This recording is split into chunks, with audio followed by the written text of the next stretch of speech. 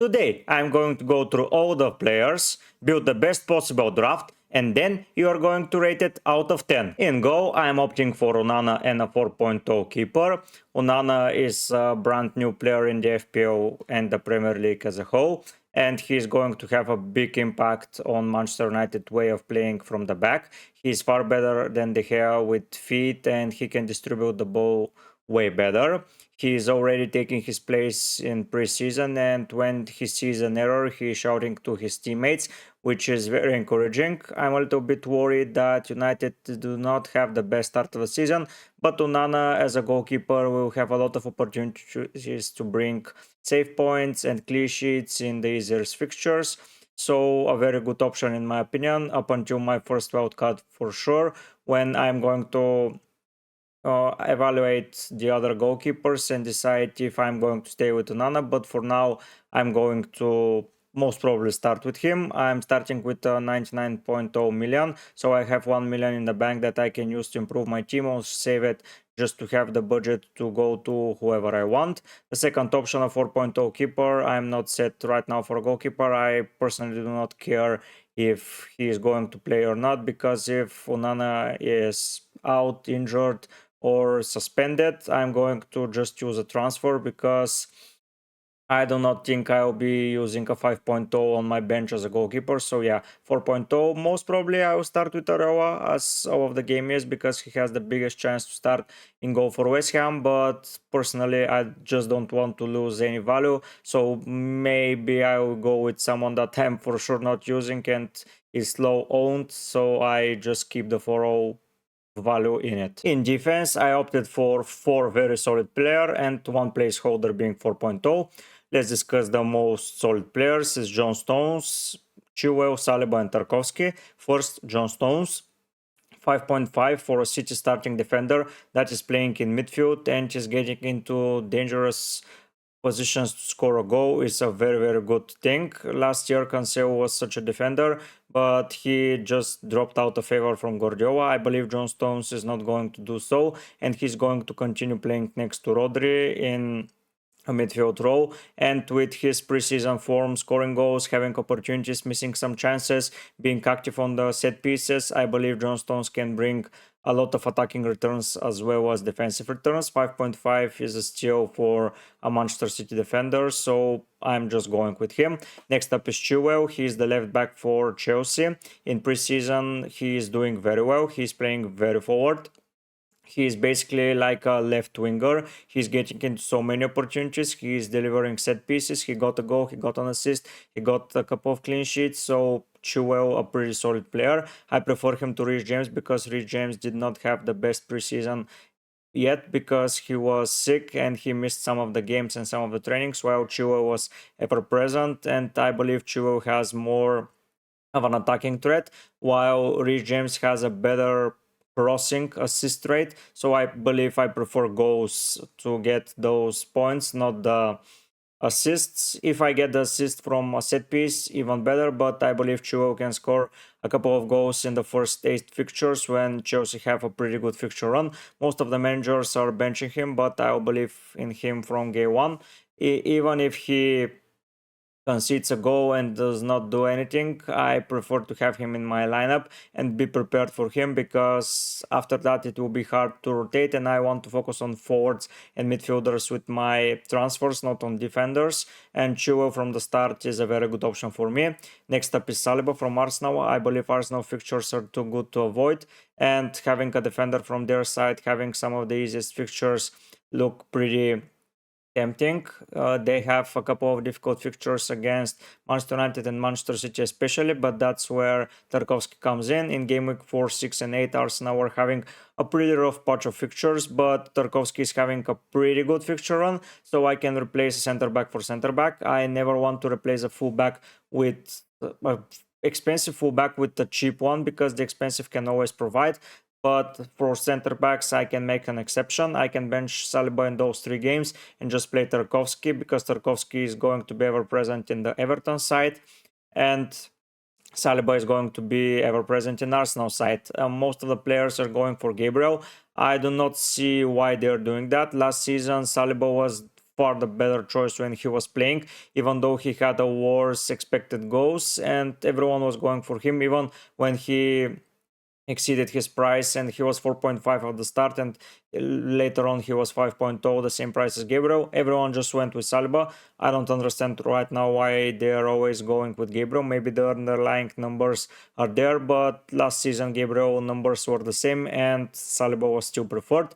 And the 4.0 player here, I'm going to go with someone that is going to be less percent owned, because I don't want to lose any money if he did not play. So Bell most probably will leave the team, and I opt for someone that is a little bit differential to say, just because to preserve the price. I want to preserve the price points for my goalkeeper and my 4.0 defender, because those are just placeholders, and to lose a value and drop down to 3.9 or even further down below is going to be pretty harsh, and I don't see any reason to do so, because he's going to be my 14/15 player on my bench, especially. And with missing game week 2, I may consider someone else, but I have to check all the things considered. And when I prepare a preseason video, you'll see the best possible 4.0 defender from each team that is going to be having a starting 4.0 player. So keep that in mind. But for now, Bell is staying in my team. He's the most popular. He was the starter from the season, so for now he is staying in his place. But most probably in most weeks, Stones, Chilwell, and Saliba will take their place. I don't care if City are having a bad game or Chelsea, because they're just attacking. While Saliba and Tarkowski can rotate, and I can attack the clean sheets far better. In midfield, as you can see, Salah is gone. I have a very big reasoning behind it. I want to have a second Arsenal player in attack, and the first to say Manchester United forward/midfielder. And with owning Salah is pretty difficult to do so, because my forwards are pretty much nailed, the two of them, and one I have integrated a new one, but you'll see it in a minute. Let's discuss the midfield now. With Salah gone, I introduced Fernandes and Odegaard in place of Mbeumo and Salah. I believe Mitoma is better than Mbeumo, because I just like him more, even though Mbeumo has penalties and has better fixtures from game week 1 onwards up until game week 5. But I can easily replace Mitoma if their fixtures are turned for the worse. I know the goals scored by Brighton are just so widely spread. Mitoma, March, Ferguson, Welbeck, João Pedro, Owana, Gross, everyone can score. But I believe Mitoma has the biggest impact on their side, and I believe that he's going to be starting at least the first couple of fixtures, and that's when I need him the most. After that, I can easily swap him for, let's say, Phil Foden or Madison or Kulusevski or someone else that emerges as a good option, because I want to attack the fixtures, and what better to attack than the first fixture, a home game against Woodon. So Mitoma is staying in the team. Bruno Fernandes, new captain for Manchester United, penalty taker.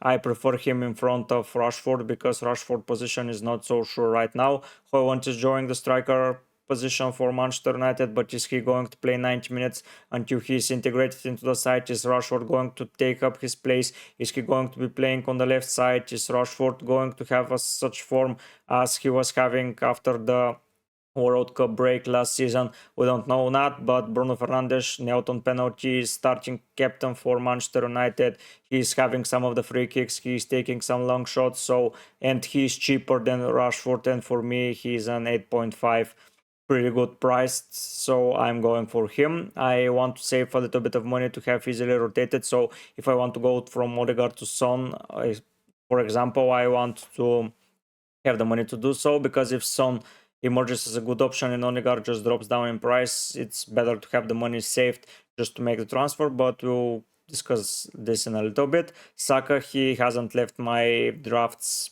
at all. He is one of the maybe 2 or 3 players that has been ever present, such as Mitoma, Saka, and maybe Haaland, because everyone knows that I have Haaland. They were ever present. Saka penalties, even though he missed one against Barcelona, he was so electric, he was so good, he was fast, he was providing assists, he scores, he does everything, and he's nailed with the extra game time that the Prem is now going toward as an additional time. Having a nailed player such as Saka and Fernandes is going to be integral because they have just more time to score goals. So that is better. And Saka, I believe, is going to have his best season yet. And Arsenal are going to be so strong with the introduction of Timber, Declan Rice, and Havertz. So Saka is going to remain nailed, and he's going to return a lot because Havertz can distribute the ball to him as well. Timber can pass him on the right side. Declan Rice is strong. I believe Saka is going to have a terrifically good season. Next up is Odegaard. Here I'm torn between Odegaard and Martinelli for my second Arsenal option. This option is basically going to be a placeholder because this is a position that is going to attack the fixtures. Fernandes and Saka are going to be nailed up until game week 8 unless they are sent off or they have injuries, while Odegaard and Mitoma are going to be fixtures rotated. I have several players up front that I want to keep as well. So having Odegaard and Mitoma as a placeholder position, introducing Spurs players, maybe a Liverpool midfielder, another City attacker is going to be integral, and having those places in your team is good because you want to have some players that are nailed for, let's say, 8 game weeks before you use your first wild card, and that's going to be for me Saka and Fernandes for now. The defense is going to remain the same because I don't want to waste transfers, and I have basically 3 positions that I can rotate in my midfield and forward line where I can introduce new players that I'm just going to attack the fixtures and the form. So Odegaard is such a placeholder. That's why I'm torn between him and Martinelli, because Martinelli is way more explosive, and against weaker oppositions I just see Martinelli scoring more goals because he's more electric. But I have to consider I want to see the game against Manchester City for Arsenal for the Community Shield, because that's going to show how much time Martinelli is going to have.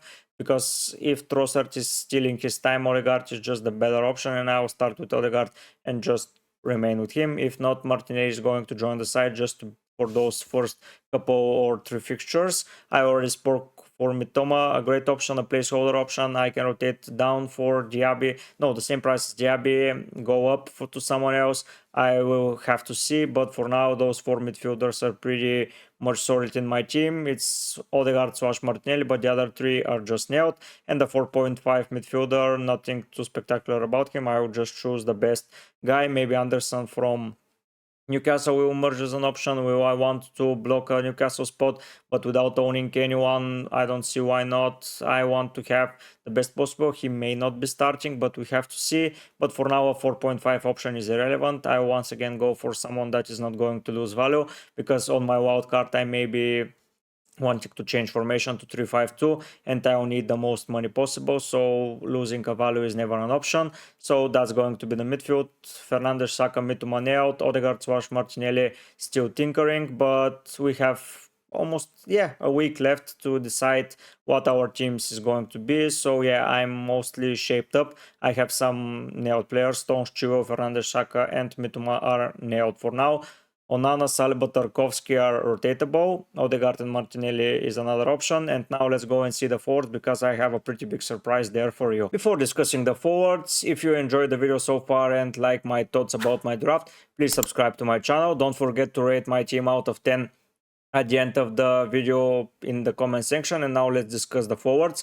First of all, let's get the obvious one out. It's Haaland, 14.0 million.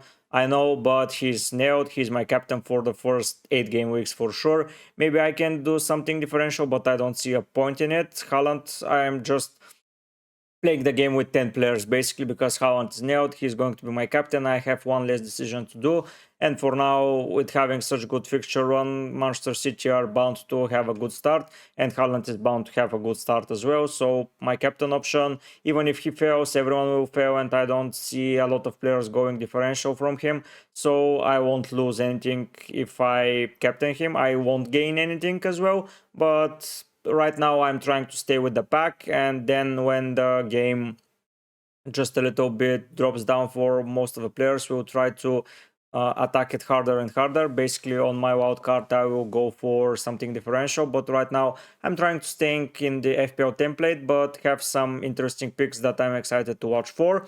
And Nkunku is such a pick for me because he is a new shining player in a Chelsea lineup.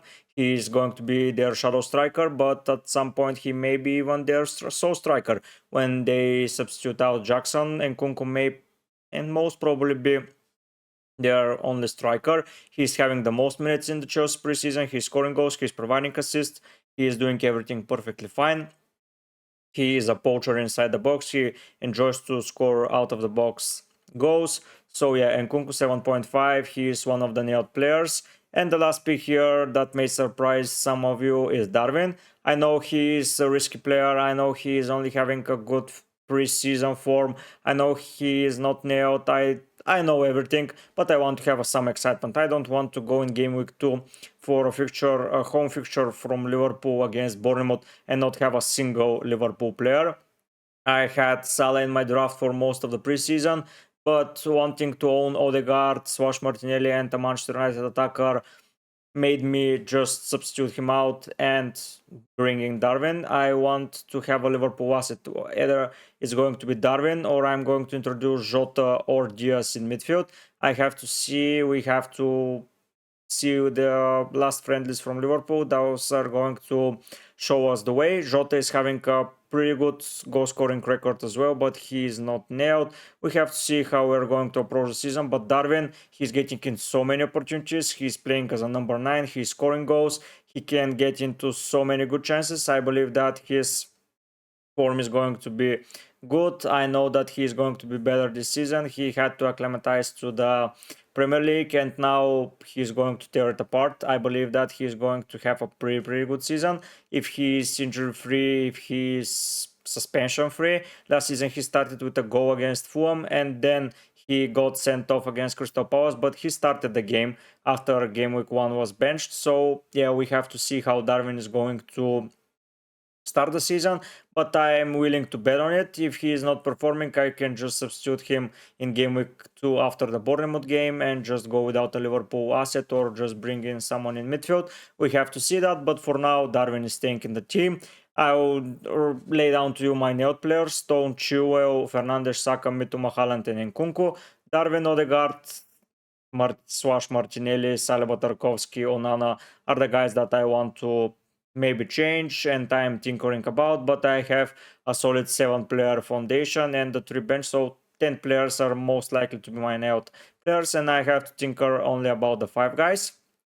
If you want, please rate my draft in the comment section. I want to hear your input. If you have anything to add, please add it into the comment section. I want to have a discussion. I will be performing a deadline stream for sure at next week's Friday, so be prepared for that. We will discuss a lot of things then. Please join me on that stream and we will have a lot of fun, I promise. If you enjoy the content, please subscribe to my channel. I'm trying to reach 400 subscribers before the start of the season, and I hope you have a very good last week of preseason, and do not waste a lot of time on tinkering because yeah, you made a pretty solid plan so far. We have 1 league left of information to digest and to take a look into. So yeah, be prepared to watch my stream on Friday next week when we have Burnley against Manchester City. But for now, guys, I'll be heading out. Bye!